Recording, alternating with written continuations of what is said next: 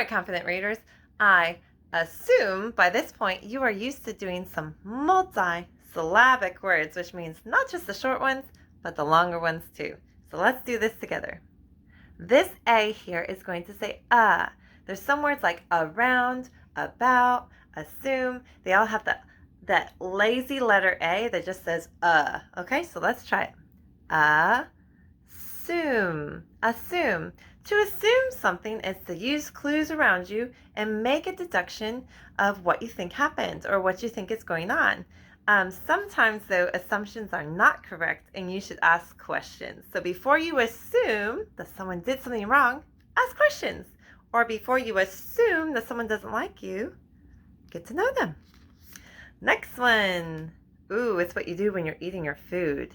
You are going to consume.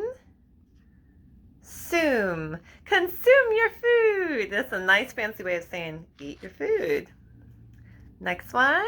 Another multisyllabic word. We're going to break it up right here between this double consonant. So let's see. Costume. Costume. If you're in a play, they may give you a special costume to wear. Have you ever worn a costume? Next one. Oh, we recognize this. EX says X. Let's do it. Exhume. Exhume. If you exhume something, it is you take it up out of the ground, you unbury it. For example, you might exhume some old dinosaur bones if you're a paleontologist, or maybe you're going to exhume some cool artifacts that were buried deep down in the ground. Next one. This is how people can transport logs over channels of water. Flume. Flume. Imagine just like a canal full of water and they just toss the logs down there and the logs travel downstream on a flume. Next one.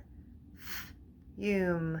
Fume. There's quite a lot of definitions for fume, but one of them is to be like very upset. You're like raging, like you're fuming. You're very upset.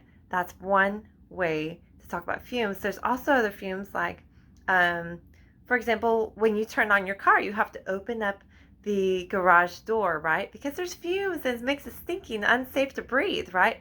So fumes are things that are a lot of times toxic for us to breathe. For example, there may be fumes when you are around someone who's spraying for bugs, right?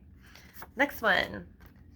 Plume. Plume. A plume is like some feathers, and birds can have plumes, or you can see people that put plumes of feathers in their hat. Well, let's do these words together. How you feeling? Are you feeling pretty good? I'm feeling pretty good. Had my coffee today. Okay. First one. This is where the logs go down the canal in the river. Let's do it. Flume. Flume. Your turn. Start with Costume. Did you get it? Excuse me. Start with X. Exhume. And I didn't really hear the H there. It's kind of silent. Exhume. Yeah, we're going to exhume some dinosaur bones from the ground. Next one. Fume. Yes, that's why if someone's spraying like chemicals or paint or anything like that, like spray paint, it's good not to breathe the fumes. Always do it outside where there's lots of fresh air. Next. Oh, this is a feather or a few. What is it? Plume. Yes, you could have a plume, which is a pretty feather in your hat, or plumes, which would be more than one. Next one. Start with that lazy letter A that says Assume. Assume. Don't just assume that you can't do something. Try it. And the last one. Ooh, I love to do with a good bowl of ice cream. I love to consume the whole bowl of ice cream. Excellent job today. I will see you at the next video, or you can watch this again. Don't forget, if you liked it, give it a thumbs up.